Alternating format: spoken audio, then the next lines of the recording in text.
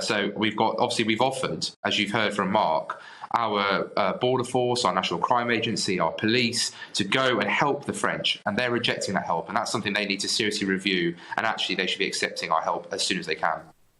Of course, dampening those pull factors, as the Nationality and Borders Bill attempts to do, will certainly do something, although we were just hearing that migrants are setting off knowing they may face death in the Channel. It seems that despite a lack of pull factors there must be significant push factors too.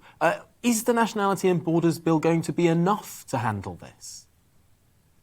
I think there's no one single silver bullet, and the Home Secretary's been very honest about that. And ultimately, it's going to come to cooperation with our European partners, including France. And to be quite frank, the French do need to do more. The fact that we haven't got the European Commission also need to step up. Frontex, obviously, which is their version of our UK border force, is simply not patrolling at sea in the Channel at this moment in time.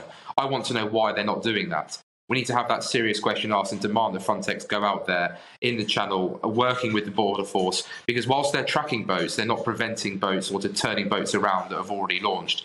And the scenes of the scenes that we're seeing of French police sitting and watching as people take that perilous journey is absolutely appalling. And despite the tens of millions, as you've said, Tom, of UK taxpayers' money being spent, the French are simply not doing enough. If the French get tougher on their borders, on their side of the Channel, then it will deter people from even trying to make the journey to northwest France to then try and come over.